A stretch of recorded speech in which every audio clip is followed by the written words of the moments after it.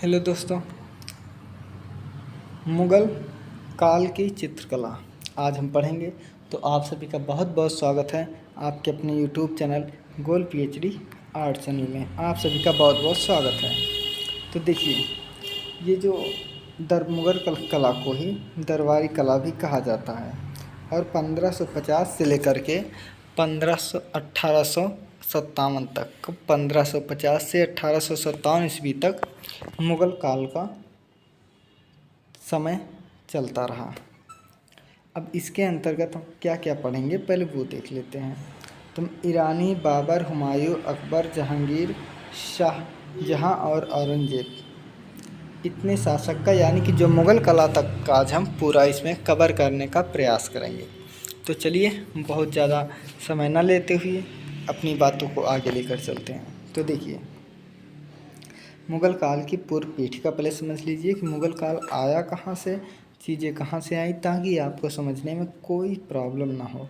और ये जो आप पढ़ रहे हैं ये हमारे बुक से पढ़ रहे हैं। मैं इस बुक में सभी ऑथेंटिक चीज़ें और क्रमबद्ध से वही चीज़ें दिया हूँ जो परीक्षा की दृष्टि से सही है, और बाकी चीज़ों को मैं हटा दिया हूँ।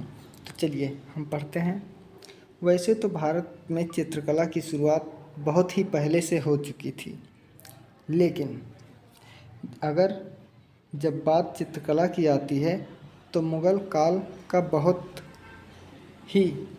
काल का नाम बहुत ही सुचारू रूप से लिया जाता है। ठीक है, आगे देखिए। ईरानी, फारसी, मुग़ल काल का जो जन्म स्थान है वो है हमारा समरकंद और हिरात। यहीं से शुरुआत हुई थी। ठीक है, तैमूर वंश जो विध्वंस का द्योतक है, इस वंश में लाखों बुराइयों के साथ साथ कुछ अच्छाइयाँ भी थीं। क्या थी? कुछ अच्छाइयाँ भी थीं। वो अच्छाइयाँ क्या हैं वो देख लेते हैं। जो चित्रकला को प्रोत्साहित किया, यही अच्छाइयाँ थीं कि इस वंश में जो है मार पीट जो है नरसंहार बहुत हुआ था, लेकिन उसके साथ ही साथ थोड़ी सी ये अच्छी बात थी कि इसके जो शासक थे वो कला प्रिय शासक थे, कला को थोड़ा प्रोत्साहित किया था। ठीक है, तो वही है जो चित्रकला को प्रोत्साहित किया था। तैमूर का पुत्र शाहरुख स्वयं कवि था। क्या था? स्वयं कवि था। कौन? तैमूर का पुत्र शाहरुख स्वयं कवि था। उसने दरबार में कवियों और चित्रकारों को आश्रय दिया। किसको आश्रय दिया? चित्रकारों को और कवियों को अपने दरबार में आश्रय दिया। उसके बाद में बिहजाद का नाम एक महान कलाकार के रूप में लिया जाता है। किसका नाम? बिहजाद का महान कलाकार के रूप में लिया जाता है। आगे देखिए, 16वीं सदी। ठीक है, देखिए 16वीं सदी तक एक उच्च फारसी ईरानी शैली के रूप में विकसित हुई। कब तक विकसित हुई? 16वीं सदी तक एक उच्च फारसी ईरानी शैली के रूप में विकसित हुई। बाद में यही ईरानी मुग़ल शासकों के साथ भारतवर्ष में आई। कहाँ आई? भारत में आई। किसके साथ? इन्हीं मुग़ल ईरानी शासकों के साथ। ठीक है, आगे देखिए। बिहजाद, नोट्स में देखिए, कलाकार बिहजाद कभी भारत नहीं आया था, और ये JRF, ठीक है, ये JRF का पूछा हुआ प्रश्न है कथन कारण में, तो इसलिए हमने इस पर हाईलाइट कर दिया कि जो है कलाकार बिहजाद भारत कभी नहीं आया था। ठीक है, आगे देखो। इस्लाम धर्म में मानव जीवधारियों को चित्रित करना धर्म निषेध है। किसको किसको? मानव और जीवधारी को चित्रित करना जो है धर्म निषेध है इस्लाम धर्म में। ठीक, आगे देखो। यही कारण था कि चित्रकला में सूक्ष्म अलंकारिक आलेखन, ज्यामितीय रूपों का अत्यधिक प्रयोग हुआ। शुरुआत में मानव जीवधारियों का चित्रण तो नहीं होते थे। ठीक है, शुरुआत में नहीं होते थे, लेकिन धीरे धीरे समय बदलता गया और मानव किसका? और मानव और जीवधारियों का चित्रण होने लगा। ठीक है, आगे देखते हैं। देखिए, शुरू में तो नहीं होता था, लेकिन धीरे धीरे जब समय बदला तो जो है अध्ययन होता रहा, चित्रण होना शुरू हो गया। ईरानी कला की विशेषता के विषय में हम आगे पढ़ेंगे। ठीक है, जो क्या है, देखिए, मुग़ल कला का ईरानी कला का सब कुछ वही सेम था, बस केवल थोड़ा सा अंतर था, तो इसलिए उसे हम आगे पढ़ेंगे। देखिए, भारत में मुग़लों का प्रवेश कैसे हुआ, हम ये पहले देखते हैं। सर्वप्रथम बाबर भारतवर्ष में मुग़ल साम्राज्य के संस्थापक के रूप में आया। अपनी सैन्य कुशलता तथा तोपों के कारण भारत पर सत्ता, यानी कि भारत की सत्ता को अपने हाथ में ले लिया।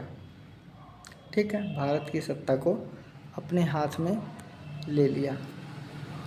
फिर से देखिए, अपनी सैन्य कुशलता और तोप खाने के कारण भारत की सत्ता को अपने हाथ में ले लिया। अब बाबर कौन था, ये देखिए। बाबर का नाम जहीरुद्दीन मोहम्मद था। इसके पिताजी का नाम उमर शेख था। कौन? उमर शेख। और उमर शेख कौन थे? तो उमर शेख परगना प्रांत का शासक था। 11 वर्ष की उम्र में 11 वर्ष की बाबर 11 वर्ष की उम्र में जो है राज्य का शासक बना।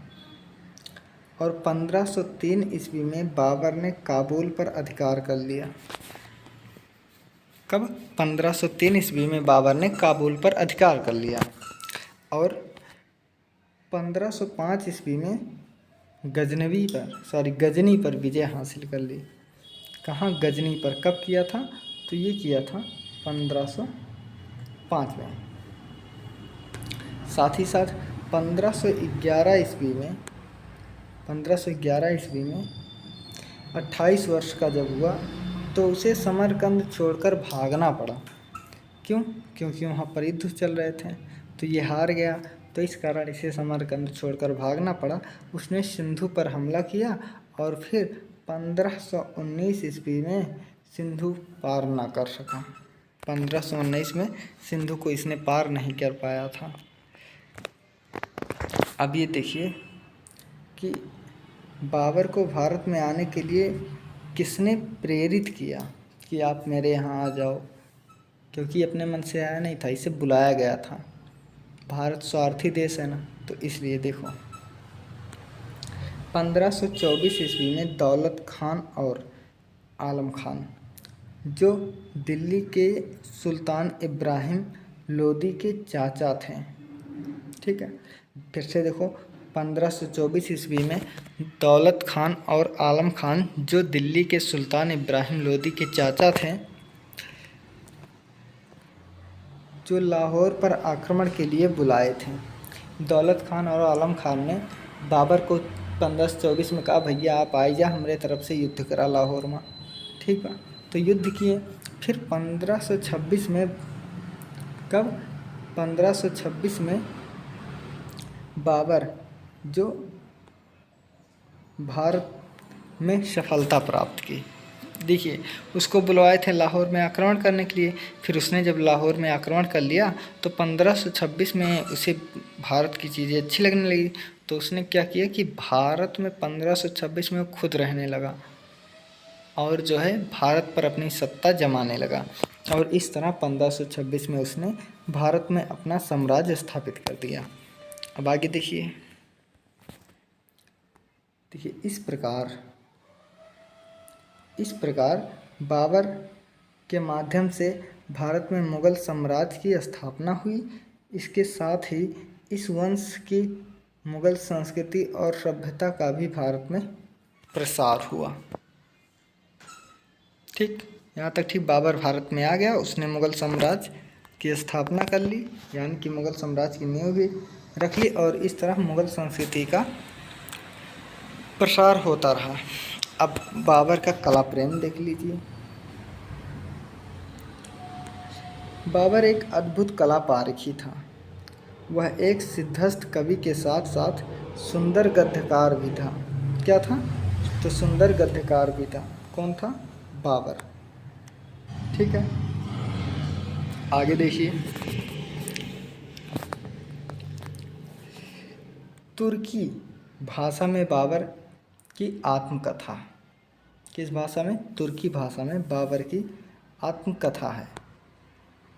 और उस आत्मकथा का नाम है, देखिए, उसका नाम है बाबरनामा, जिसको तुझके बाबरी भी कहते हैं। क्या कहते हैं? तुझके बाबरी। बाबरनामा यानी तुझके बाबरी एक अत्यंत महत्वपूर्ण पुस्तक है। और उस पुस्तक में जो सबसे प्रसिद्ध चित्र है वो है, क्या है? तो बाबर बगीचे में दावत करते हुए। यह बाबरनामा का कैसा चित्र है? तो ये बाबरनामा का उत्तम चित्र है। ठीक, कौन सा चित्र? बाबर बगीचे में दावत करते हुए। बेहजाद के विषय में लिखा था। किसके विषय में? बेहजाद के विषय में लिखा था कि वह कुशल चित्रकार था, परंतु दाढ़ी युक्त चेहरा नहीं बना पाता था। क्या करता था? दाढ़ी युक्त चेहरा जो है नहीं बना पाता था। कौन? तो बेहजाद। ठीक है, बेहजाद जो है उस समय तो बहुत अच्छा कलाकार था, लेकिन दाढ़ी युक्त चेहरा नहीं बना पाता था।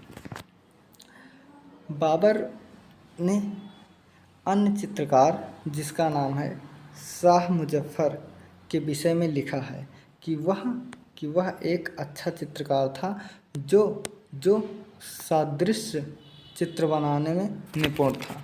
यानी कि जो सादृश्य बनाने में निपुण था, परंतु उसकी जल्द ही मृत्यु हो गई थी। बाबर ने समरकंद की मस्जिद का विवरण किया है उस ग्रंथ में। किस ग्रंथ में? अपने बाबरनामा में किया है। और उसके विषय में लिखा है, देखिए उसने देखिए समरकंद की मस्जिद का विवरण किया है। किसने? उन्होंने उसे चीनी चित्रों से सजा हुआ बताया है। ठीक है, किससे? तो चीनी चित्रों से सजा हुआ बताया है। ठीक है, आगे देखो। बाबर अपने साथ शाहनामा पुस्तक लेकर आया था। कौन सा पुस्तक? शाहनामा अपने साथ लेकर आया था, जो लगभग 200 वर्षों तक शाही पुस्तकालय में सुरक्षित रही। इसके बाद जब अंग्रेजी हुकूमत आई, अंग्रेजी सत्ता आई, तो के दौरान वह जो है लंदन पहुंच गई, जो आज एशियाटिक सोसाइटी लंदन की पुस्तकालय में रखा हुआ है। तो देखिए शाहनामा कहाँ रखा हुआ है? तो शाहनामा आज इस समय एशियाटिक सोसाइटी लंदन में रखा हुआ है। ठीक है, अब हुमायूं का जीवन समझिए। हुमायूं कौन था? तो हम देखेंगे हुमायूं। ठीक है, देखिए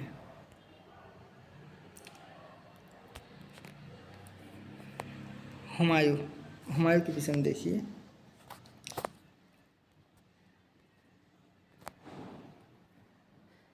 हुमायूं 1530 ईस्वी से 1556 ईस्वी तक इसने राज्य किया था। ठीक है, और इसके विषय में देखिए हुमायूं के विषय में क्या लिखा हुआ है कि हुमायूं बाबर का सबसे बड़ा पुत्र था। उसका जन्म 1508 ईस्वी में हुआ था। हुमायूं 1530 ईस्वी में गद्दी पर बैठा जब उसकी उम्र महज 23 वर्ष थी। कितने वर्ष थे? 23 वर्ष थी। फिर 1540 ईस्वी में कन्नौज के युद्ध में शेर शाह ने हुमायूं को परास्त कर दिया, यानी कि हरा दिया। वह लाहौर होता हुआ, जब हार गया तो वह लाहौर होता हुआ अमरकोट के राजा राणा सिंह की शरण में पहुंचा। कहाँ? राणा सिंह की शरण में पहुंचा। अब राणा सिंह की शरण में पहुंचा तो आगे क्या हुआ वो देखिए। तो यहीं पर 15 अक्टूबर सन 1542 को उसके पुत्र अकबर का जन्म हुआ। कब? 15 अक्टूबर 1542 ईस्वी में उसके पुत्र अकबर का जन्म हुआ। शाह तहमाश की सहायता से उसने अपने खोए हुए राज्य को 1540 से 45 ईस्वी में पुनः प्राप्त कर लिया हुमायूं। देखिए, हुमायूं जब हार गया तो राजा के जो है दरबार में गया। किस राजा के दरबार में गया? राजा राणा की शरण में गया और फिर वहीं पर उनके बेटे का जन्म हुआ। तो जब जन्म हो गया तो उनकी सहायता से वो जो है पुनः अपना राज्य पा गया। ईरान का शाह तहमाश स्वयं कलाकार था, जो ईरान का था। ठीक है, अब आगे देखिए, यहीं से अच्छा चीज़ें आने वाली है भारत में। देखिए, 1544 ईस्वी में लगभग जब हुमायूं लौट रहा था, तबरेज में मुलाकात 2 ईरानी चित्रकारों से हुई। किससे? 2 ईरानी चित्रकारों से हुई, जिनका नाम क्या था? तो उनका नाम था, एक का नाम था ख्वाजा अब्दुल समद सिराजी, जो पश चित्रण बनाता था, और दूसरा मीर सैयद अली, जो ग्राम जीवन यानी ग्रामीण जीवन बहुत बाखूबी ढंग से बनाता था। यह दोनों हुमायूं के दरबारी चित्रकार थे। क्या दोनों हुमायूं के चित्रकार थे? दरबारी चित्रकार थे। लेकिन पहले आगे पढ़ो, चीज़ें क्या होती हैं। देखिए, हुमायूं का कला प्रेम।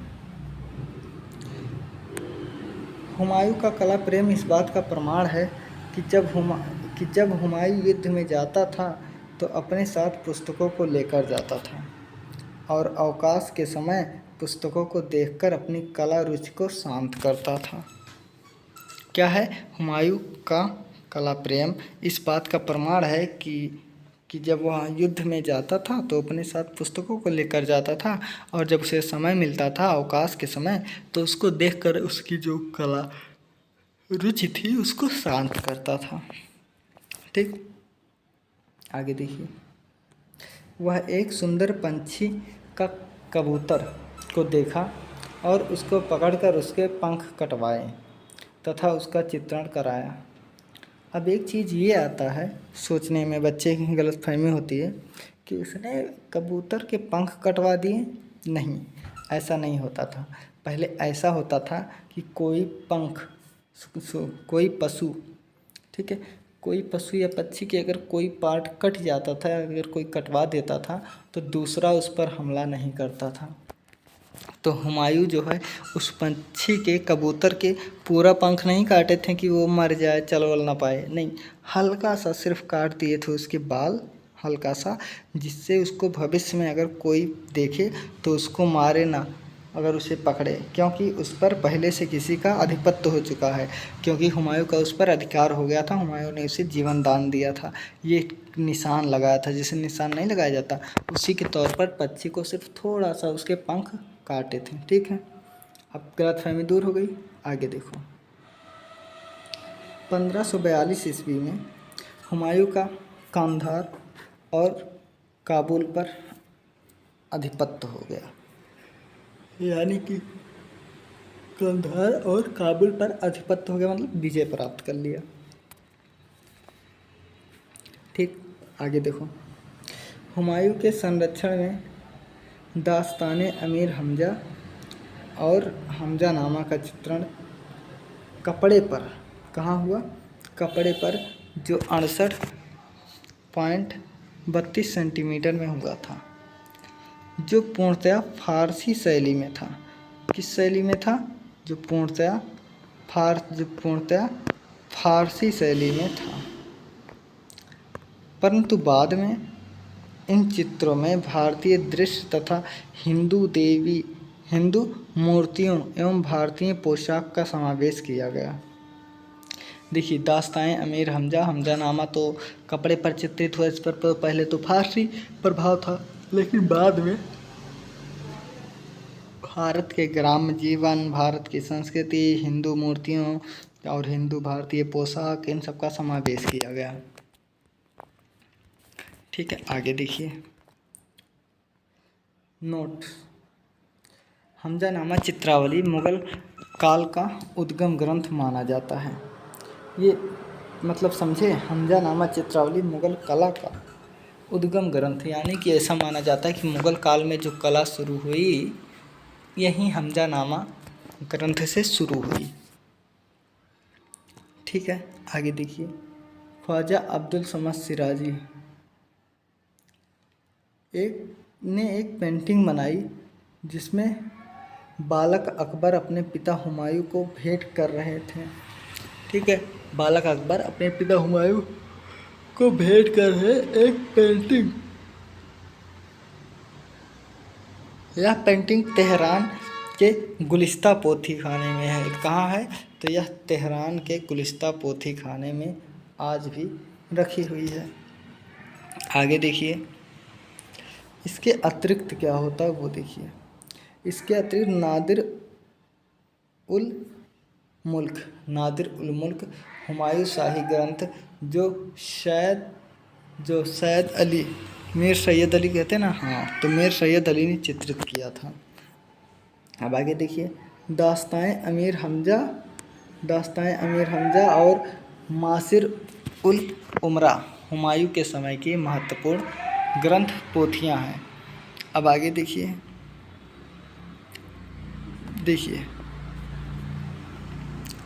अकबर जो 1556 से लेकर 1605 ईस्वी तक शासनकाल किए थे। कौन? अकबर। अब अकबर के विषय में थोड़ा सा हम जान लेते हैं, पढ़ लेते हैं कि क्या हुई थी और क्या नहीं हुई थी। तो देखिए, अकबर का जन्म, जैसा हम पहले ही पढ़े हैं कि अकबर का जन्म जो है 1542 ईस्वी में हुआ था और पिता की मृत्यु के बाद मात्र 13 वर्ष की आयु में यह सिंहासन पर बैठा। कौन? अकबर।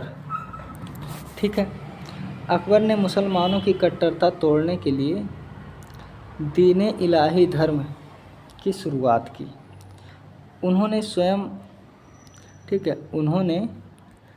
स्वयं राजा बिहारी मल की पुत्री राजकुमारी जोधाबाई से विवाह किया और उनको जो है विवाह किया और उन्हें धार्मिक स्वतंत्रता प्रदान की। यानी कि आप जो है स्वतंत्र हैं, आप चाहे हिंदू धर्म में रहो चाहे मुस्लिम धर्म में रहो। ऐसा नहीं था कि वो ये कहता कि देखो मैं मुस्लिम हूँ तो तुम मुस्लिम धर्म के अनुसार रहो, मुस्लिम धर्म के अनुसार चीज़ों को करो।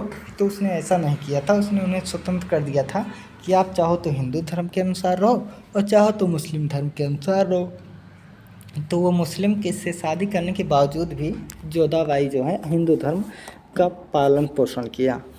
ठीक है, आगे देखिए।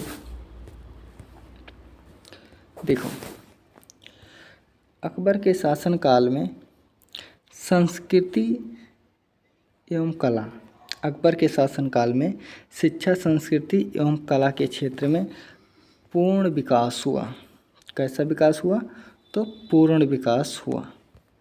आगे देखते हैं हम अकबर का कला प्रेम। ठीक है, अकबर का कला प्रेम देखते हैं। देखिए, अकबर के समय में सुखद एवं शांत वातावरण में ललित कलाओं का दिनों दिन विकास हुआ। अनेक कलाकारों, साहित्यकारों और संगीतकारों का यहाँ जमावड़ा होना शुरू हो गया।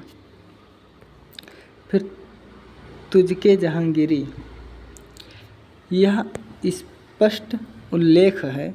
ठीक है, कहाँ? तो तुझके जहांगीरी में स्पष्ट उल्लेख है कि अकबर ने भवन कला तथा चित्रकला की विशेष महत्व प्रदान किया। इसे नवीन रूप में अपने उदारता का परिचय दिया।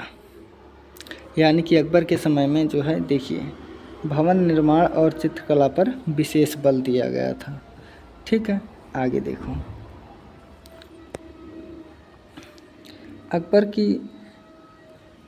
अकबर की गैलरी में ज़्यादातर हिंदू चित्रकार थे, जिनमें सिलावट, कायस्थ, चेत्रा, खाकी आदि कहार भी थे। एक लिख लेना आप, कहार। ठीक है, कहार जात के भी चित्रकार थे। मुस्लिम चित्रकार की अपेक्षा हिंदू चित्रकार अधिक निपुण व सूक्ष्म दर्शी और भावना प्रवण थे।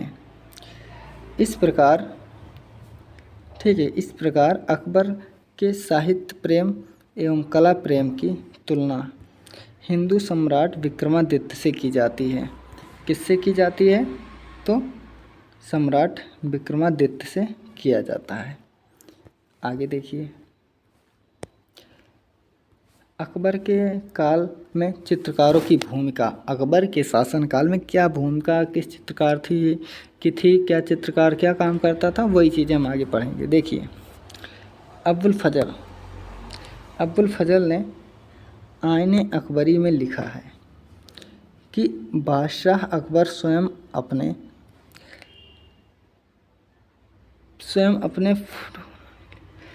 अपने पोर्ट्रेट बनवाने के लिए बैठते थे। देखिए, यहाँ पर माता हो गया है गलती से, तो हम इसको जो है यहाँ पर मिटा देंगे, ठीक है, और हम यहाँ लिख देंगे पोर्ट्रेट। क्या था? पोर्ट्रेट, यानी कि छवि चित्र, ठीक है, अपने छवि चित्र जो है बनवाते थे।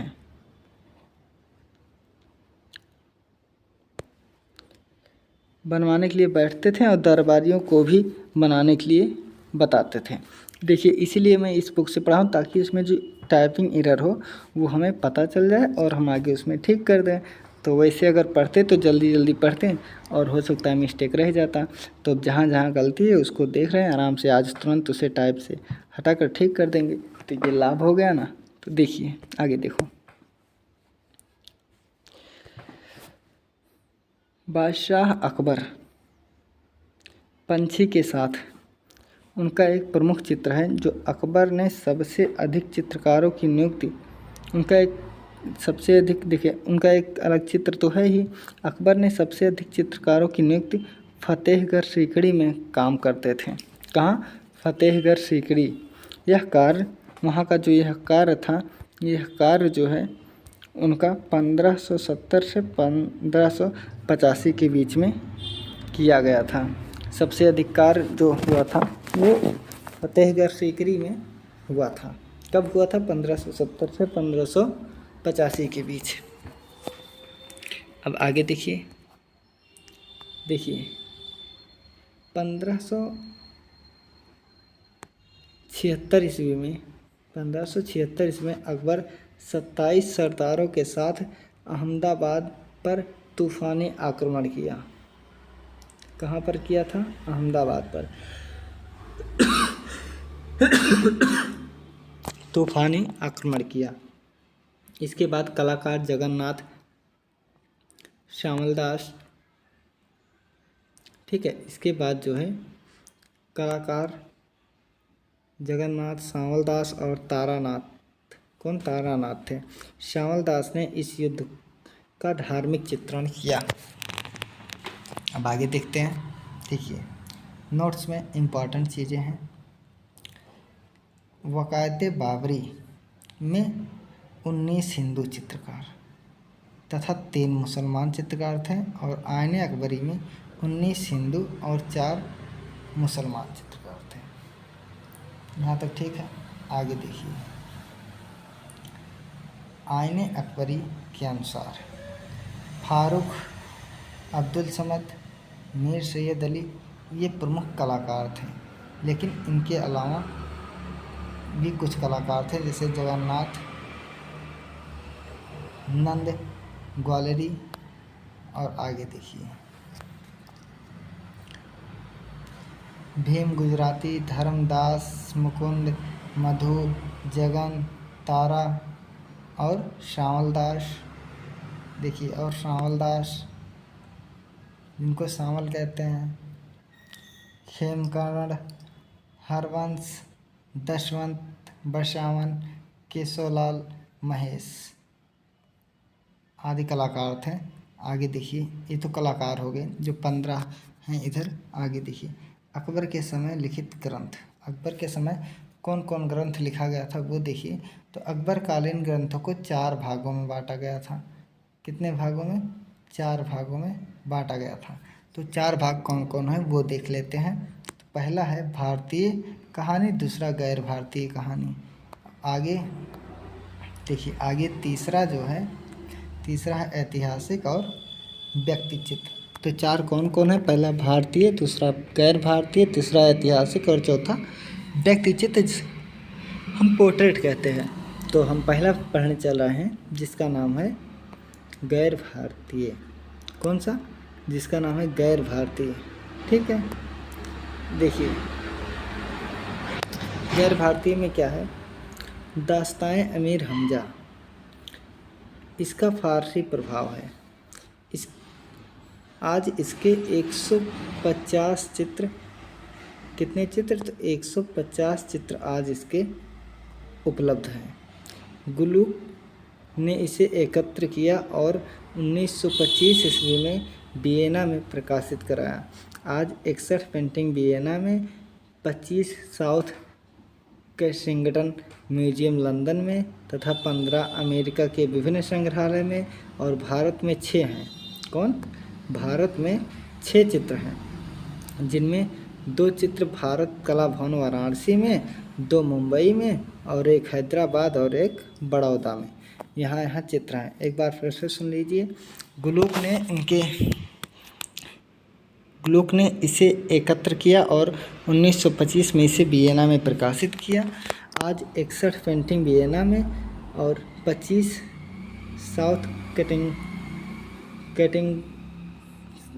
साउथ केसिंगटन म्यूजियम लंदन में, 15 अमेरिका के विभिन्न संग्रहालय में, भारत में 6, जिनमें से 2 कला भवन वाराणसी और 2 मुंबई और 1 हैदराबाद और 1 बड़ौदा में है। आगे देखिए, अकबरकालीन रज़्मनामा के ही अनुकरण पर कुछ अन्य शासकों ने भी रज़्मनामा का सचित्र क्रिया से तैयार कराया, यानी सचित्र प्रक्रिया से तैयार कराई है, जिसमें अहमदाबाद के अब्दुल रहीम खाना खान द्वारा एक टीकाकरण किया गया, जो 2 चित्र लाहौर संग्रहालय पाकिस्तान में है। एक चित्र मुल्क ए अब्दुल्ला जो 1025 हिजरी सन में 1025 में और सन 1616 ईस्वी में अंकित किया गया था, यानी कि 1025 से लेकर के 1616 में 2 जगह किया गया था ना। एक जब यहाँ किया गया था मुल्क ए अब्दुल्ला 1025 में और यहाँ 1616 में। अब दूसरा देखो, भारतीय कहानी में क्या क्या है। इसमें पहला अनवर सुवेली, जिसे पंचतंत्र कहते हैं। इसकी 4 पंक्तियों का पता चलता है, जिसमें एक सन 1598 की है, जो लाहौर में चित्रित की गई थी। इस भारत के 27 चित्र भारत कला भवन वाराणसी में सुरक्षित हैं, जिनमें 16 कलाकारों का नाम है। 16 कलाकार कौन कौन से हैं? तो देखिए, पहला है बसरावन, ठीक। दूसरा जगन्नाथ, फारूक, शिष्य मतलब एक होता है चेला और एक शिष्य नाम का कलाकार था। धर्मदास, मुकुंद, मिस्किन, महेश, ये कलाकार 8 हो गए। आगे देखो, 9वां है जगन्नाथ लाल, चाँद, खलिया, कमला, मनोहर, शंकर, माधव। और जो 16वें हैं वो है हमारे अनंत। इसकी दूसरी प्रति 1570 ईस्वी में कहाँ पर? School of oriental and African studies London में, और तीसरी रामपुर स्टेट लाइब्रेरी रामपुर में, तथा चौथी रॉयल एशियाटिक सोसाइटी लंदन में सुरक्षित है। तो इस प्रकार हमने इसकी चारों प्रति जो है कहाँ कहाँ है हमने आपको बता दिया। 16 कलाकार थे उसको बता दिया, कौन सी कब चित्रित हुई वो बता दिए। ठीक, आगे देखो। अगला है रज़्मनामा, जिसे महाभारत का फारसी रूपांतरण है, जो महाभारत का ही ट्रांसलेट हुआ है।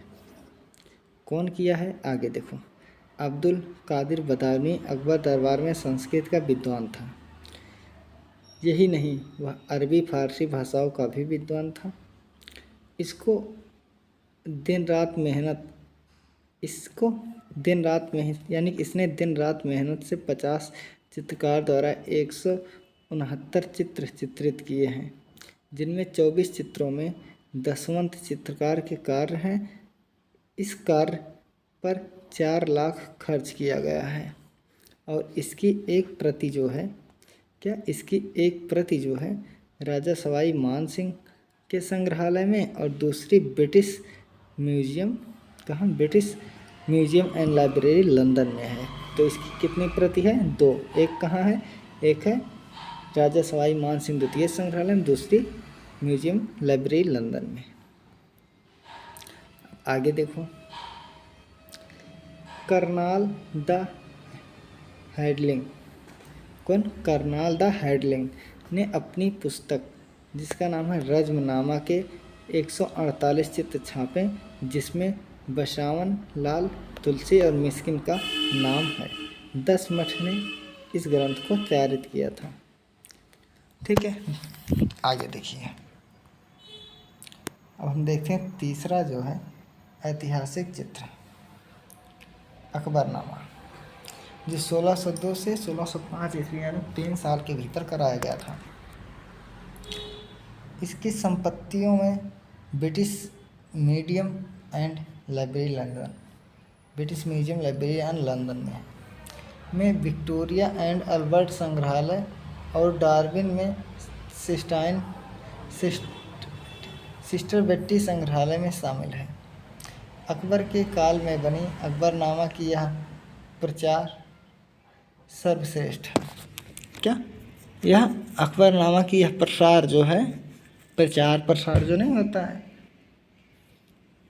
पब्लिश, वही है। ठीक है, अकबर के काल में बने अकबरनामा की यह प्रचार सर्वश्रेष्ठ है, यानी कि यह कृत सर्वश्रेष्ठ है, जो इसका प्रचार प्रसार खूब हुआ। इसमें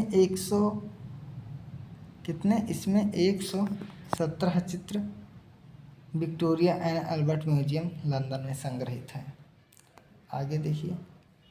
आगे देखिए सबसे इम्पोर्टेंट चीज़ ये है, सलीम का जन्म 6 भागों में बांटा गया है। तो पहले भाग में महल के बाहर दान बांटते हुए, दूसरे में महल के अंदर प्रथम आलिंद में, मतलब पहले तल्ला पर, ठीक है, ढोल वोल बजाने वाले, दूसरा सलीम का स्नान, स्त्रियों का जमावड़ा, जब गोधारा नभाया जाए तो जमावड़ा हुए क्या थे स्त्रियों का ही। इसके बाद जच्चा बच्चा का कमरा चौथे नंबर पर है। और देखिए, और जो 5वें नंबर पर मोर है और छठे पर क्षितिज छत दर्शाया गया है।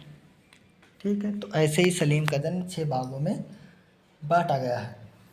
आगे देखिए, तारीख़ ख़ानदान तैमूरिया, जो 1584 से 86 यानी 2 साल के अंदर चित्रित हुआ, खुदा बख्श ओरिएंटल पब्लिक लाइब्रेरी पटना में है, जो तैमूर से लेकर अकबर वंश के सभी शासक काल को 1577 ईस्वी में चित्रण हुआ है, और इसमें कुल 132 से अधिक चित्र हैं। इसके अलावा देखते हैं हम, तो इसके अलावा जो है तूतीनामा, नल दमयंती, दीवाने हाफिज, अय्यारे दानिश, चंगेजनामा, जफरनामा और कालीलाह, दिमनाह, रामायण, वकायत बाबरी आदि का चित्रण हुआ है। अब हम चौथी देखेंगे। चौथी जो इसकी 4 भाग में बटे थे, चौथा है व्यक्ति चित्र। इसमें देखिए, मुग़ल काल में हुमायूं से लेकर के औरंगजेब तक के इस काल में सभी का व्यक्ति चित्र महत्वपूर्ण स्थान रखता है, यानी कि व्यक्तियों को महत्वपूर्ण क्या महत्व दिया गया है या महत्वपूर्ण स्थान रखता है। आप सबसे अच्छा ये जान लो कि हुमायूं से लेकर औरंगजेब तक के सभी लोगों के चित्र यहाँ पर व्यक्ति चित्र मिले हैं, बस। हाँ, अब नोट्स देख लो, जो मैं नोट्स लिख दिया हूँ सबसे इम्पोर्टेंट करके। देखिए, अकबर ने आगरा में 1558 में 72 तक, 1558 से 72 तक, फतेहगढ़ सीकरी में 1572 से लेकर 58 तक, 1558 से 1601 तक लाहौर में, और 1603 से लेकर 1606 तक पुनः आगरा चित्रशाला स्थापित कराए। कहाँ कहाँ कराए? आगरा में, फतेहगढ़ सीकरी में, लाहौर में और पुनः आगरा में। ठीक है, 5 जगह अकबर ने। फिर देखिए, अकबर ने अलग से कला निकेतन की स्थापना की थी। इसके अध्यक्ष जो थे अब्दुल समद सिराजी थे। किसकी स्थापना किए थे? तो ये किए थे कला निकेतन की।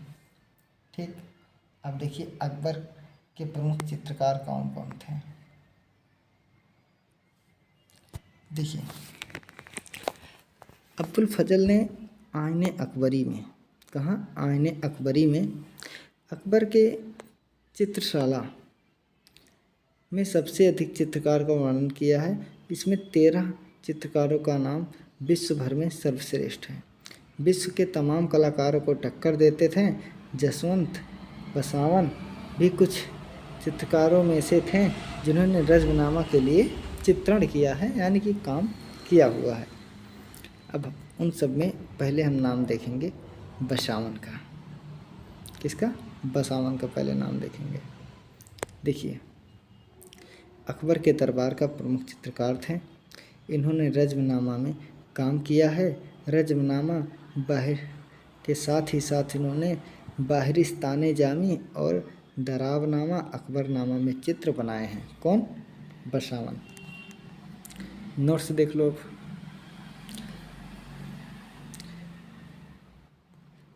बसावन ने लगभग 400 वर्षों में 200 से अधिक पेंटिंग बनाई।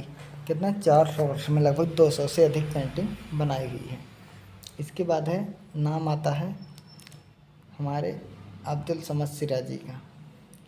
देखिए दीन इलाही धर्म का अनुयायी था और यह अपनी सुल्ली के कारण अत्यधिक विख्यात था।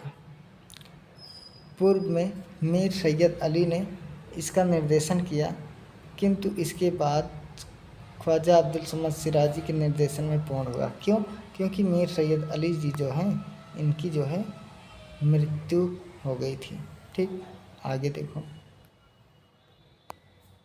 आगे बचते हैं हमारे दसवंत साहब, बड़े कलाकार। दसवंत आईने अकबरी में लिखा है कि यह कहार का लड़का था। फतेहगढ़ सीकरी में चित्रण करता था। यह देवी देवता और राक्षसों के चित्रण बनाने में प्रवीण था। अंत में राक्षस का चित्र बनाया और उसी से घबरा कर आत्महत्या कर ली, चाकू भोंक कर। क्या? आत्महत्या चाकू मारकर इसने कर लिया। किसने? दसवंत ने। ठीक, अब देखिए आगे देखिए।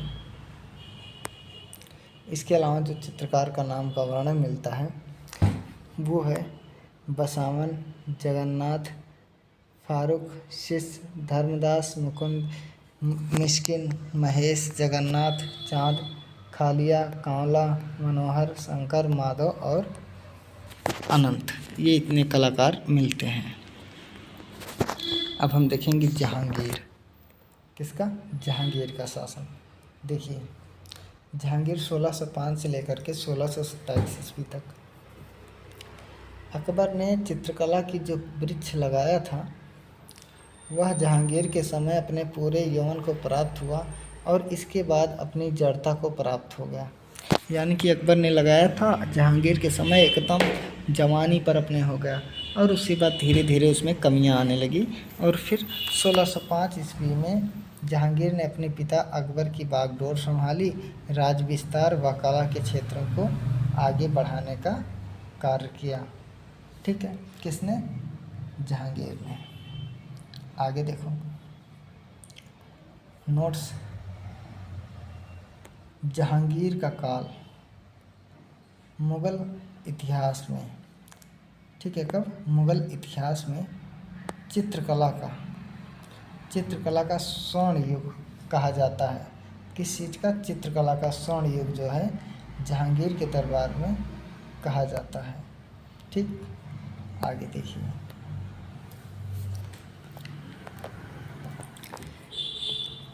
जहांगीर स्वयं एक उच्च कोटि का कला प्रेमी, चित्रकार, उदार प्रेमी, लेखक, न्यायप्रिय शासक और प्रकृति सौंदर्य का प्रेमी था।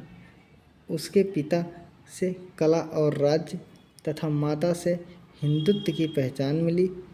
ठीक है, हिंदुत्व की पहचान मिली और उसके बचपन का नाम सलीम था, क्योंकि उसका जन्म एक महान, क्यों सलीम क्यों पड़ा? क्योंकि उसका जन्म एक महान मुसलमान संत शेख सलीम चिश्ती के आशीर्वाद से हुआ था। जानते हो, अकबर को बेटा बेटी कुछ पैदा नहीं हो रहे थे, तो उन्होंने गए फतेहगढ़ सीकरी, और वहाँ पर जो है एक संत शेख सलीम बहुत प्रसिद्ध राजा थे। जैसे आजकल के समय में एक बागेश्वर धाम वाले हो गए, पर्ची वर्ची निकालते हैं ना, वैसे उस समय इनके बारे में सुना था कि उनके दरबार में जाओ, बाबा के शेख सलीम चिश्ती के दरबार में जाओ तो लड़का वड़का हो जाएगा।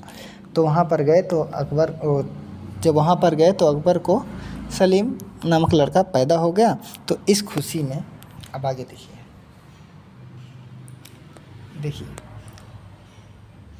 क्योंकि उसका जन्म एक महान मुसलमान शेख सलीम के आशीर्वाद से हुआ। संत फतेहगढ़ सीकरी में रहता था, इसलिए अकबर ने फतेहगढ़ सीकरी को अपनी राजधानी बनाया। ठीक है, आगे देखो। सलीम का जन्म तो हो गया। अब मुख्य चीज़ें जानते हो, क्योंकि अकबर के और बेटा बेटी था नहीं, सलीम था, तो सलीम को बहुत जो है प्यार दुलार मिला। राजा का लड़का था, युद्ध करना था नहीं, क्योंकि अकबर पहले से युद्ध बहुत किया था, नामचीन राजा था। तो ये जो है शराब इन सब में जो है फंस गया। और फिर आगे क्या होता है, आगे देखिए।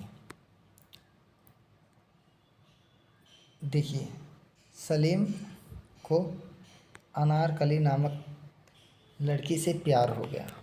सलीम ने कहा, या खुदा, ठीक है, मैं यहाँ पर हे ईश्वर लिखा हूँ, लेकिन वही उसने कहा, हे खुदा, यदि आप मुझे मेरे प्यार से मिलवा दें तो मैं कायनात के आखिरी दिन तक आपका आभारी रहूँगा। ये तो मैं हिंदी में लिखा हूँ, और जो बुक में लिखा हुआ है वो ऐसे लिखा हुआ है, या खुदा, यदि आज आप मेरी प्रेयसी से मेरा दीदार करा दें तो मैं क़यामत के अंतिम दिन तक आपका शुक्रगुजार रहूँगा। किताब में ऐसा लिखा गया है, तो इसको हम ट्रांसलेट करके वही चीज़ें ऐसे लिख दें आसान शब्दों में। तो देखिए, अगर आप लिखना चाहो तो लिख लीजिए। सलीम ने कहा था, या खुदा, यदि आज मेरी प्रेयसी से मेरा दीदार हो जाए तो मैं क़यामत के अंतिम दिन तक तेरा शुक्रगुजार रहूँगा। ठीक, आगे देखिए।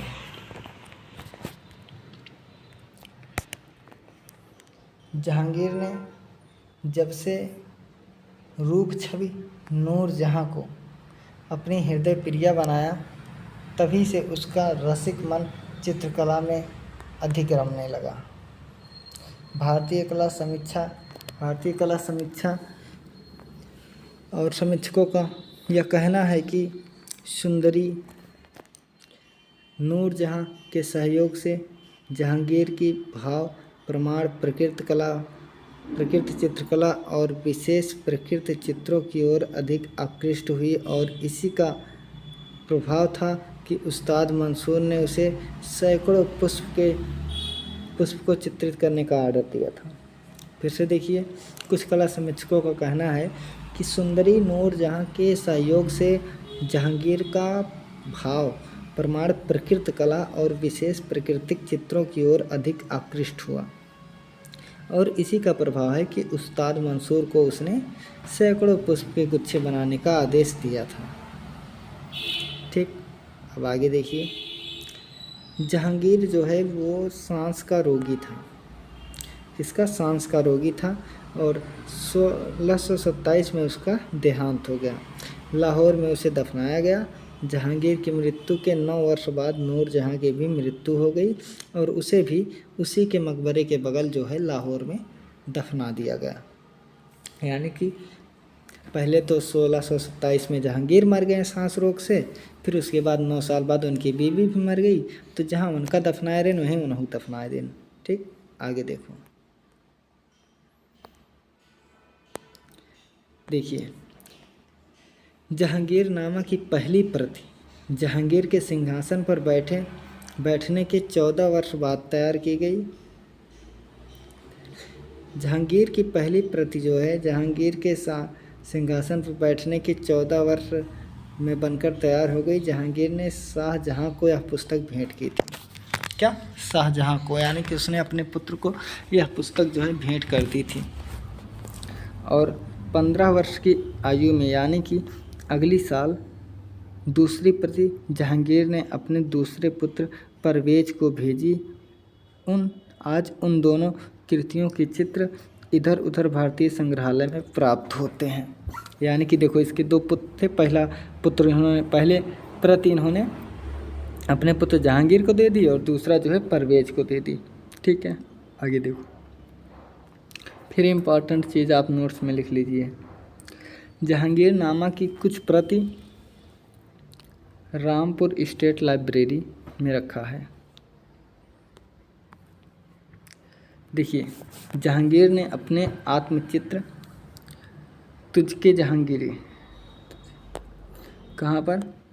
देखिए, जहांगीर ने अपने आत्मचित्र तुझके जहांगीरी में एक दरबारी इनायत खान का वर्णन किया, जो मृत्यु के समय बहुत दुर्बल कंकाल मात्र रह गया था। तुझ के अनुसार, यानी तुझके जहांगीरी के अनुसार, मनसा राम नामक हिरण को समाधि पर उसका मकबरा बनवाया और इसे हिरण की मूर्ति भी मकबरे के पास लगवाई।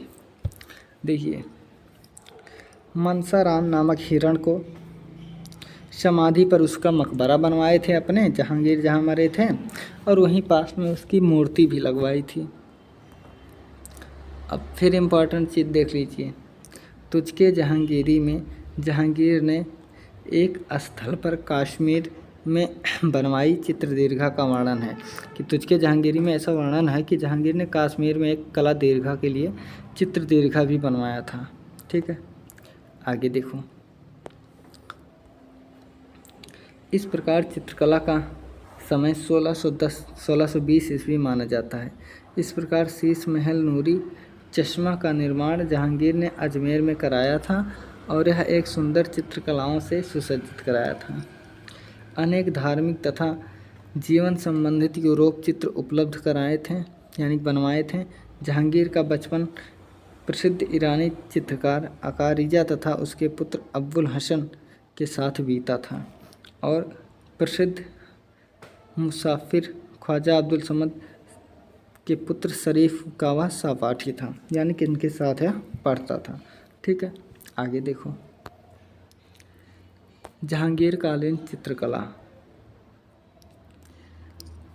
देखिए, इंग्लैंड के अंग्रेज राजदूत सर टॉमस रो ने अपनी यात्रा वृत्तांत में लिखा है कि एक बार जहांगीर के दरबार में मैं गया था। क्या लिखा है, पहले इसे देखिए।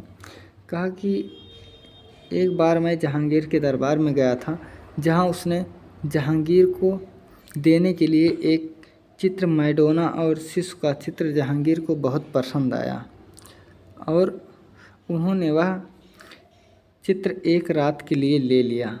अगली सुबह उन्होंने इस चित्र को 5-6 चित्र के साथ हमें दिया और कहा कि इसमें से आप अपना मूल चित्र पहचान लीजिए, जो हमारे लिए पहचान में नहीं आया। तब उन्होंने कहा कि अंग्रेजी बाबू, हम चित्रकला में इतने कमज़ोर नहीं हैं जितना कि आप समझते हो। अतः मुग़ल चित्रकार को पाश्चात्य कृतियों की अनुकृत बनाने का पूर्ण कौशल था। अब ध्यान से सुनो, कहा क्या था। जहांगीर के दरबार में सर टॉमस रो आया था। उसने मैडोना और शिशु का एक चित्र लेकर आया था जहांगीर को भेंट करने के लिए। तो जहांगीर को चित्र बहुत पसंद आया था, तो जहांगीर ने कहा कि आप ये चित्र मुझे एक रात के लिए दे दीजिए। तो उसने कहा ठीक है। फिर जहांगीर ने ले लिया एक रात के लिए और अपने चित्रकारों को दे दिया। उनके चित्रकारों ने उसी का एकदम सेम टू सेम, ठीक है, एकदम सदृश सेम टू सेम 5-6 कॉपी चित्र बनाया और सुबह जहांगीर ने जो है दे दिया सर टॉमस रो को और कहा कि इसमें से जो आप अपना लेकर आए थे ना, वो वाला चित्र बताओ कि इस 4-5 में तुम्हारा वो चित्र कौन सा है जो लेकर आए थे। अब टॉमस रो को पसीना आ गया, क्योंकि वो पहचान नहीं पाए थे कि कौन सा मेरा चित्र है। इतना हू बहू रंग टान सब कुछ हूबहू प्रयोग किया गया था। तब जहांगीर ने कहा था, अंग्रेजी बाबू हम चित्रकला में, फिर उन्होंने कहा था कि अंग्रेजी बाबू हम चित्रकला में हम इतने भी कमज़ोर नहीं हैं जितना आप सोचते हो। ठीक है, क्या कहा था, हम इतने कमज़ोर नहीं हैं जितना आप सोचते हो। अतः मुग़ल चित्रकार को पाश्चात्य चित्र की अनुकृतियाँ बनाने का पूर्ण कौशल था। आगे देखो, जहांगीर ने चित्रों में पारखी होने की कथा स्वयं जहांगीरनामा में लिखी है। कहाँ लिखी है? जहांगीरनामा में। आगे देखिए, कहा है कि मेरी पेंटिंग की गहराई और पहचान ऐसी है कि मैं कोई पेंटिंग बनाता है तो मैं उसमें आँख होंठ बनाता है तो मैं उसको उसके काम को देखकर भी उसका नाम बता सकता हूँ। पहले मतलब समझ लीजिए मेरे शब्दों में, ठीक है। जहांगीर कहता है कि अगर एक चित्र है, मान लो कोई एक चित्र स्त्री का बना है और उसमें बाल कोई कलाकार एक बनाया है, आँख कोई बनाया है, ओंठ कोई बनाया है, पैर कोई बनाया है, कपड़ा कोई बनाया है, और मैं वहाँ हूँ नहीं, तो बाद में जब मैं वो चित्र देखूँगा ना तो मैं बता दूँगा कौन सा कलाकार बाल बनाया, कौन आँख बनाया, कौन होंठ बनाया, कौन पैर बनाया, कौन कपड़ा बनाया। वो इतना जो है पारखी थे। पारखी इसलिए थे क्योंकि अकबर के काल में से ही कलाकारों का जमाना था, तो इनका पूरा कलाकार भी बचपन जो है उन्हीं कलाकारों के बीच बीता था, इसलिए एक अच्छे पारखी थे। आगे देखिए, जहांगीर कला की प्रमुख विशेषता यह है कि वह ईरानी प्रभाव से मुक्त थी। जहांगीर के मनोवृत्ति के अनुसार चित्रकार ने अपनी शैली में परिवर्तन कर लिया था। और देखिए, जहांगीर का दरबार नामक पेंटिंग के प्रमुख व्यक्तियों और मुग़ल अधिकारियों के बीच एक पुजारी को देखा जा सकता है। यानी कि जहांगीर का जो दरबार नामक पेंटिंग है उसमें व्यक्ति चित्र और मुग़ल अधिकारियों के साथ एक पुजारी का चित्र बना हुआ है। अब आगे देखिए, जो सबसे इम्पोर्टेंट है, देखिए जहांगीर युग की चित्रित पुस्तकें और चित्र बांकीपुर, पटना, रामपुर संग्रहालय में है। यूरोप, अमेरिका के बड़े संग्रहालय में, व्यक्तिगत संग्रहालय में भी सुरक्षित रखा गया है। तो ये इम्पॉर्टेंट है, आप देख लीजिएगा। इसके बाद हम देखते हैं जहांगीर कालीन पशु पक्षी प्रेम, कि उसका पशु पक्षियों के साथ कैसा लगाव था वो देखते हैं। जहांगीर को चित्रों के एल्बम बनवाने का बहुत शौक़ था। कला का वह इतना शौकीन था कि जो भी लिपि लिखी वह उसके सामने आती, जो भी लिखी हुई या चित्र बनी हुई लिपि आती वो उन पर अपने हस्ताक्षर कर देता था, इतना बड़ा प्रेमी था। पशु पक्षी आखेट विषय के चित्रों की बड़ी बड़ी एल्बम बनवाए, उन्हें एल्बम में नत्थी करा लेता था। जहांगीर के कोमल स्वभाव के कारण ही उसके दरबार में हिंदू और मुस्लिम चित्रकार इस कदर मिलजुल कर काम करते थे कि हिंदू चित्रकार अगर रेखा बनाता था तो मुस्लिम चित्रकार उसमें रंग भरता था। यानी कि इतनी जो है एकता थी हिंदू और मुस्लिम चित्रकारों में जहांगीर के समय। आगे देखिए, जहांगीर जानवरों के प्रति बहुत दयालु था।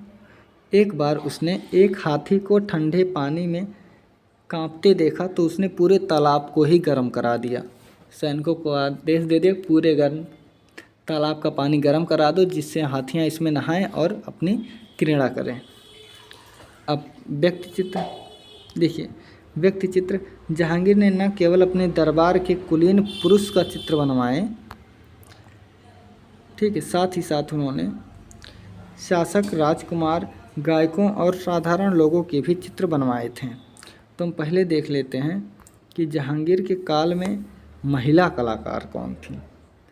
जहांगीर के काल में महिला चित्रकार, तो देखिए जहांगीर के काल में महिला चित्रकार महिलाओं की चित्रकारी करती थीं। किसके? जो महिला कलाकार थे वो महिलाओं बेगमों की चित्रकारी करते थे, क्योंकि पुरुष कोई महिला या जो है बेगम के चित्र बनाने नहीं चाहते थे। तो जो महिला कलाकार थी साइफा बानो, नादिरा बानो और रुकमैया बानो प्रमुख थी। ये तीनों यह बेगम के चित्र बनाती थीं, बेगमों के। और जिस देखिए बेगमुख चित्र बनाती थी। भारत कला भवन वाराणसी से प्राप्त एक पेंटिंग में एक महिला चित्रकार दूसरी महिला के व्यक्ति चित्र लगा रही है। ये कहाँ रखा गया है? तो भारत कला भवन वाराणसी में अपने रखा गया है। अब आगे देखो, आगे देखिए कि जहांगीर कालीन चित्रकार और उनके चित्र। जहांगीर के काल में कुछ चित्रकार निम्नलिखित हैं, जिसमें से हैं अब्बुल हसन। जहांगीर के दरबार का सबसे सर्वश्रेष्ठ चित्रकार होने का उल्लेख किया गया है, जो तुझके जहांगीरी में लिखा है कि मैं इस समय अब्बुल हसन के समान कोई चित्रकार नहीं था। कहा कि इस समय जो है अब्बुल हसन के समय कोई चित्रकार नहीं था। जहांगीर ने उसकी कलम की बारीकी से प्रभावित होकर उसको नादिर उल जमा यानी कि वंडर ऑफ द एज की उपाधि दी। अब्बुल हसन को उन्होंने उपाधि तब दी थी जब उन्होंने जहांगीर के सिंहासन का चित्र बनाया था और जहांगीर ने उन्हें बैलगाड़ी कला के लिए 100 सिक्के दिए थे। कितने सिक्के दिए थे? 100 सिक्के दिए थे। ठीक है, अब नोट्स में देखो क्या दिया गया है। ऐसा कहा जाता है कि 13 वर्ष की आयु में अल्बर्ट ड्यूरर ने वास विधा में संत जान को सूली पर चढ़ाना चित्र को चित्रित किया था। यानी जब 13 वर्ष का था तो अल्बर्ट ड्यूरर ने एक चित्र बनाया है, संत जान की सूली पर चढ़ाना। इसको इसने वास विधा में जो है चित्रित किया था। साथ ही एक अन्य चित्र है जो रोमन सागर का देवता नेपच्यून दरियाई घोड़े का भी चित्र इसने बनाया था। अदर चित्रों में चिनार के पेड़ पर गिलहरी का चित्र चिनार का वृक्ष मंसूर ने और गिलहरी का चित्र अब्बुल हसन ने बनाया था। 1617 में अब्बुल हसन ने यूरोपीय तत्व के लिए एक राजकुमार बालक का व्यक्ति चित्र बनाया था। एक राजकुमार बालक का भी चित्र बनाया था। ठीक, अब देखिए अब्बुल हसन के अन्य चित्र कि अब्बुल हसन ने और क्या क्या बनाया था। तो देखिए अब्बुल हसन के अन्य चित्र जो हैं, पहला है शाह अब्बास से भेंट करते हुए जहांगीर। दूसरा शाह अब्बास की आतिथ्य करते जहांगीर। गरीबी को नष्ट करते जहांगीर। एक गोल कपड़े जहांगीर यानी कि एक गोल पोल पकड़े हुए जहांगीर। मलिक अंबर को मारते हुए जहांगीर आदि चित्र बनाया है। और आगे क्या है वो देखिए उदाहरण के तौर पर यूरोपीय मोमबत्ती स्टैंड जहांगीर न्याय के प्रतीक, सिंह, गाय, बकरी, ग्लोब, नन्हे फरिश्ते, पंख, धार, क्यूपिड आदि का चित्र बनाया। अब्बुल हसन की जामनगर की जासा की प्रमुख painting Indian book of painting के लेखक कुहनील और हरमन गोएट्स ने प्रकाशित किया। अब मनोहर ने क्या चित्र बनाए? तो मनोहर जो है शिकार चित्र बनाने में निपुण था।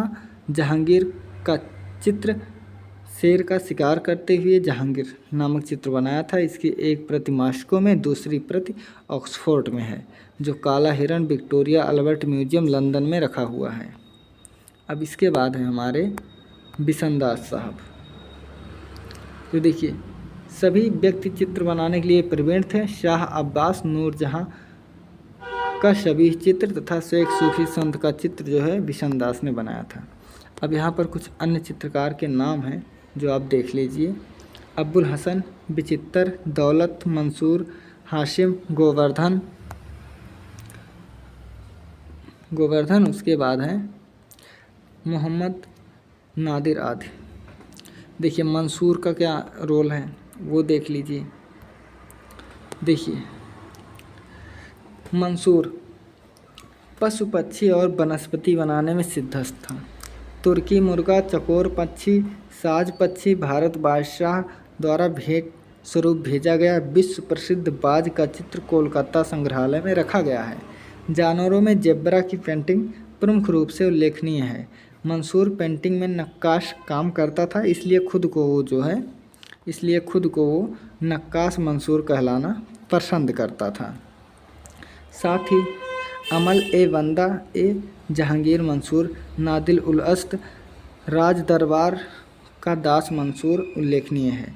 लाल पुष्प इसका बहुत प्रसिद्ध चित्र है जिस पर तितलियां बैठी हुई हैं। और इसका अन्य चित्र अगर हम देखें तो इसके अन्य चित्र में है कोयल। कोयल के साथ ही साथ इसने जो पंछियों को बनाया है, कौवा यानी कौवा, बटेर, तीतर, घोड़ा, बंदर और लंगूर आदि पंछी पहाड़ी पर बनाए हैं। अब मैदानी क्षेत्रों के फूल में इसने क्या क्या बनाया वो देख लीजिए। जंगली स्ट्रॉबेरी, नरसिस, गुलाब और चेरी का वृक्ष और फूल बनाया है। इसके बाद वर्णन आता है मोहम्मद नादिर का। तो मोहम्मद नादिर पेड़, पौधे और पुष्प का चित्रण करने में सिद्धहस्त था। इसकी कृत है नरगिस का पुष्प, जो prince Wales of museum Mumbai में रखा हुआ है। इसके बाद है अकारिजा साहब। यह ईरानी चित्रकार थे, अब्बुल हसन के पिता थे। ईरानी होने के बावजूद इन्होंने भारतीय शैली में काम किया। 1602 में निर्मित राजकुंवर वर्तमान में चेस्टर बेट्टी संग्रहालय में सुरक्षित है। अब हम जहांगीर के समय की चित्रों की विशेषताएं देखते हैं। देखिए, जहांगीर की कला में चित्रकला ईरानी प्रभाव से मुक्त हो गई और रेखाओं के माध्यम से एक नया रूप लिया। जहांगीर प्रकृति का उपासक था। फूल, पेड़, पहाड़, पेड़ के तने, पत्ते, बादलों के आदि हर चीज़ का उपासक था। रेखाएं अत्यधिक कोमल व महीन दर्शाई गई हैं। चित्रों में बारीकी, सफाई, शारीरिक गठनशीलता तथा वस्त्रों की बनावट सीखना व वायु में कंपन का बोध कराती है। ठीक है, आगे देखिए। कभी कभी छोटे छोटे बिंदु बनाकर बिंदु पर्दाज लगाया, जिसे दाना पर्दाज भी कहते हैं। जैसे एक जैसी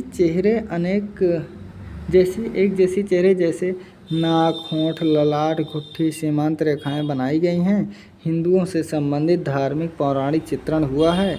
छाया प्रकाश का प्रयोग किया गया है। तत्वों और मिश्रित रंगों दोनों का प्रयोग किया गया है। ठीक है, आगे देखो।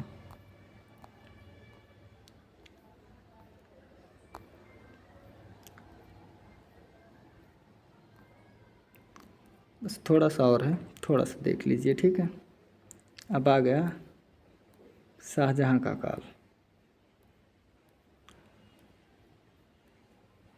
देखिए, शाहजहां है, उसके बाद औरंगजेब, इसके बाद खत्म। तो देखिए, शाहजहां का जो काल है 1628 से 1658 तक का समय है। हम तेज़ी से पढ़ते हुए चलेंगे। शाहजहां सम्राट जहांगीर का पुत्र था। 1627 ईस्वी में जहांगीर की मृत्यु हो गई तो वह दक्षिण में था। नूरजहां का विवाह जहांगीर से पहले ईरानी सरदार शेर अफगान से हुआ था। उसकी पुत्री का विवाह नूरजहां ने जहांगीर के छोटे पुत्र शहरयार यानी खुर्रम के भाई से कर दिया था। अब ध्यान से सुनो, समझने वाली चीज़। नूरजहां का भाई आजम खां अपने दामाद खुर्रम को गद्दी पर बैठाना चाहता था। आसफ खान ने गद्दी के अन्य सभी दावेदार को कैद कर लिया। शाहजहां ने सबका वध करके 1628 में गद्दी पर बैठ गया। क्या हुआ कि नूरजहां का भाई था आजम खान, अपने दामाद खुर्रम को गद्दी पर बैठाना चाहता था और आसम खान ने गद्दी के सभी दावेदार को कैद कर लिया और शाहजहां ने सबका वध करा के 1628 में खुद गद्दी पर बैठ गया। बहुत बढ़िया, आगे देखो। शाहजहां के अंतिम दिन बहुत कष्ट में बीते और 1657 में वह बीमार पड़ गया। उसके आपसी पुत्रों में औरंगजेब ने अपने सभी भाइयों को मारकर गद्दी पर बैठ गया और 1666 ईस्वी में आगरा के किले में शाहजहां को औरंगजेब ने कैद कर लिया और वहीं इसकी मृत्यु हो गई। यानी जैसे शाहजहाँ ने अपने भाइयों को मारकर राज सत्ता हासिल किया था, वैसे ही औरंगजेब ने अपने भाइयों को मारकर राज सत्ता हासिल कर ली और अपने पिता शाहजहाँ को ले जाकर उसने जो है आगरा के किले में कैद कर लिया और वहीं पर कैद में रहते रहते शाहजहाँ की मृत्यु हो गई। अब आगे देखिए कि शाहजहाँ के समय की चित्रकला।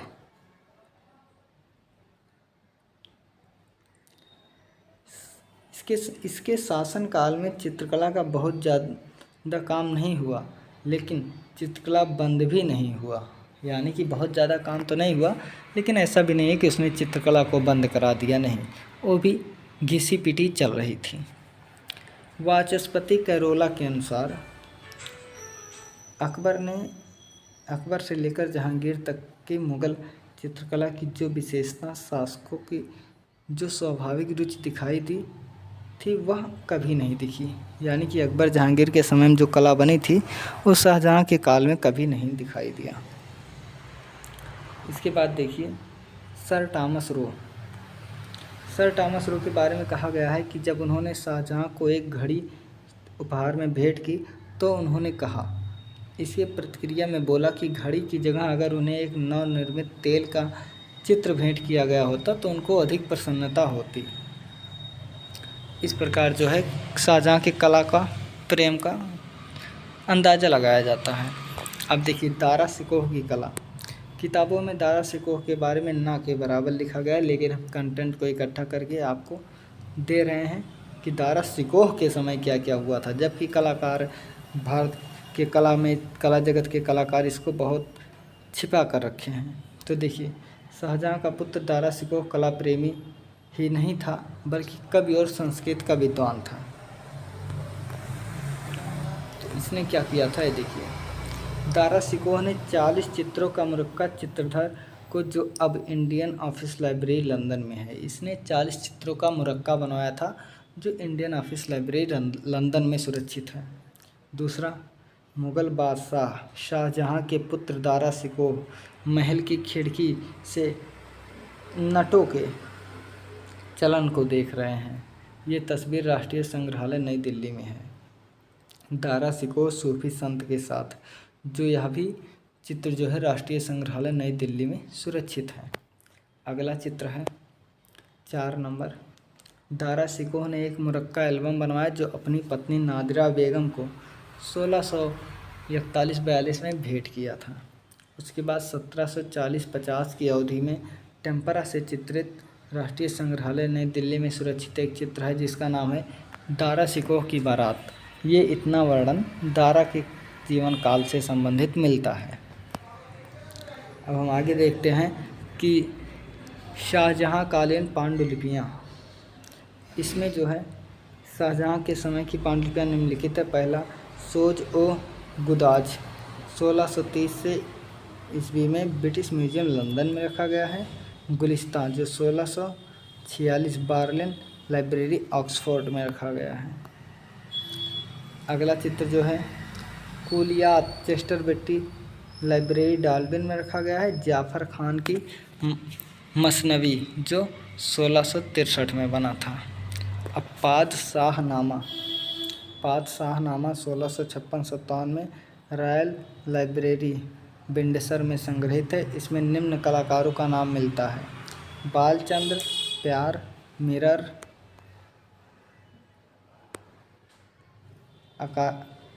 अकारिया, गोवर्धन, विचित्र, होनहार, बालचंद्र, समरकंदी, अनूप, मोहम्मद कादिर।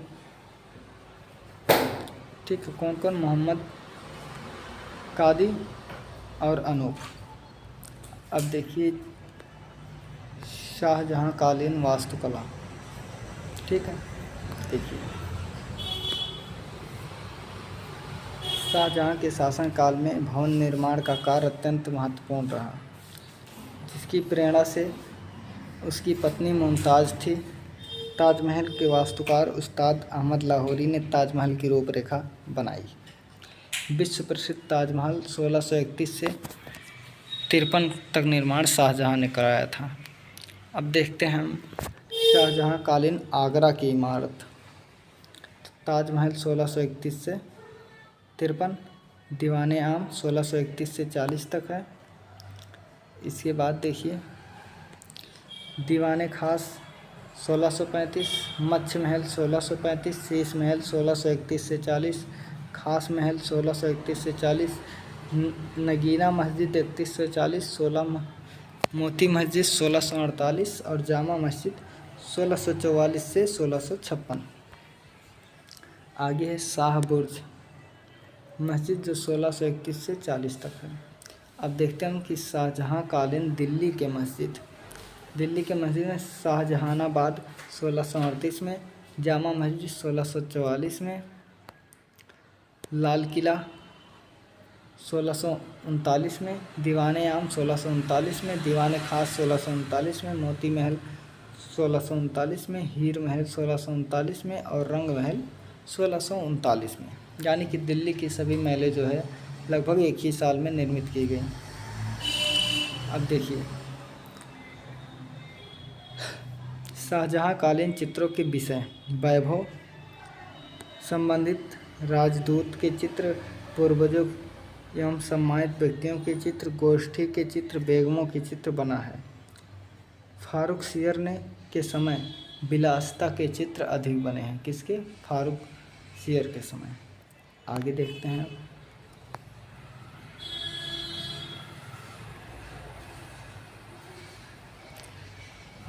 देखो अब बचते हैं हमारे औरंगजेब साहब। तो औरंगजेब साहब को पढ़ लो, बहुत मस्त आदमी थे। औरंगजेब का जीवन काल है 1658 से 1707। औरंगजेब का जन्म जो है वो हुआ था 24 अक्टूबर 1618 उज्जैन के निकट दोहद नामक स्थान पर शाहजहाँ की पत्नी मुमताज़ से हुआ था। यानी कि इनकी मम्मी जान का नाम मुमताज़ था। औरंगजेब भी अपने पिता की तरह अपने 3 भाइयों को मारकर गद्दी पर बैठ गया था और इसने काट काट कर कट्टरपंथियों को अपनाया। अब देखिए औरंगजेब के समय की चित्रकला। यूँ तो औरंगजेब कट्टर मुसलमान था, किंतु चित्रकला का विरोधी होने के साथ साथ उसके समय में उसके युवा काल से लेकर वृद्धावस्था तक के सभी चित्र मिलते हैं जो ब्रिटिश संग्रहालय लंदन में और बीजापुर के घेरे में रखे हुए हैं। औरंगजेब ने चित्रकला को धर्म निषेध माना और उसको बंद करा दिया था। ठीक, आगे देखिए। अपनी प्रियतमा राणा दिल के साथ शहजादा दारा शिकोह शीर्षक चित्र जो राष्ट्रीय संग्रहालय नई दिल्ली में सुरक्षित है, औरंगजेब ने चित्रित कराया था। साथ ही लाल किले के अंदर मोती मस्जिद का निर्माण औरंगजेब ने कराया था। औरंगजेब ने अपनी प्रिय पत्नी जिसका नाम है रबिया दुरानी की याद में 1658 में औरंगजेब ने एक मकबरा बनाया जिसे बीबी का मकबरा या दक्षिण का ताजमहल भी कहा जाता है। ठीक है, बीबी का मकबरा भी कहते हैं और दक्षिण का ताजमहल भी कहते हैं। तो हमारा जो है आज अब समाप्त हो गया। तो गोल PhD आर्ट चैनल में आप सभी का बहुत बहुत धन्यवाद। आप लोगों ने जो है हमारे इस वीडियो को देखें, बहुत बहुत धन्यवाद। थैंक यू सो मच दोस्तों।